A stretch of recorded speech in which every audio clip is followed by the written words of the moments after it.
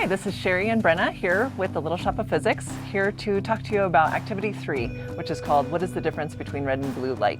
That's right, so students should have already learned that light has different wavelengths and thus different frequencies. And in this activity, we're really making the connection between frequency and energy super clear. Yeah, that's right, Brenna. In this activity, students will get to play with different colors of light to see how they behave differently. So what all is included in this kit, Sherry? Yeah, in this kit, the students will have glow-in-the-dark paper, and they'll also have a blue or purple light and a red light.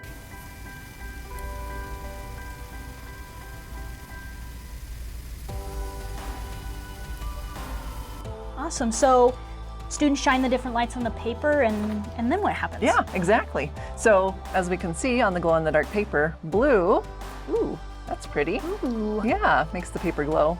Whereas red doesn't. Does nothing actually. Yeah, it doesn't do anything. And that makes sense because blue has a shorter wavelength, higher frequency, thus higher energy than that red light. Yeah, red just doesn't have enough energy to excite the paper and make it glow. So you said excite the paper. What are we throwing at a party, or how does that work? Yeah, no, it's a good question. With light, we can think of light as being acting like a wave or acting like a stream of particles. For these higher energy, shorter wavelengths of light, I like to think about them as photons. So in this case, what we could say is that blue photons go into the paper. They're absorbed by the atoms in the paper, knocking their electrons up into higher energy orbitals. Well, some of that energy is lost due to heat, and so the photon that gets re-emitted is a lower energy, longer wavelength green photon. Oh, okay, so the red is just not high enough energy to even move those electrons up. Exactly. Awesome. So what are some things that instructors should be on the lookout for when they're doing this activity with students? Yeah, well, with this one especially, you'll want to have the room lights dimmed. Otherwise, your overhead lights in the room or sunlight coming in from a nearby window will just saturate the paper and make it glow on its own.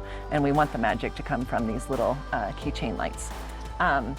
You can also have students try other sources of light, maybe their cell phones or sunlight from outside.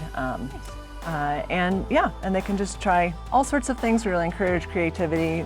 Might even have them try mixing the two colors of lights and see what happens there. Awesome. And if your students find out anything cool or discover something that you don't know about, please send it our way. You can go to our website, scroll down to our email, and give us a shout out. And you can also find lots of good resources on the website as well. Yeah, that's right. All right, well, thank you. That's it for this one. We'll see you in the next video.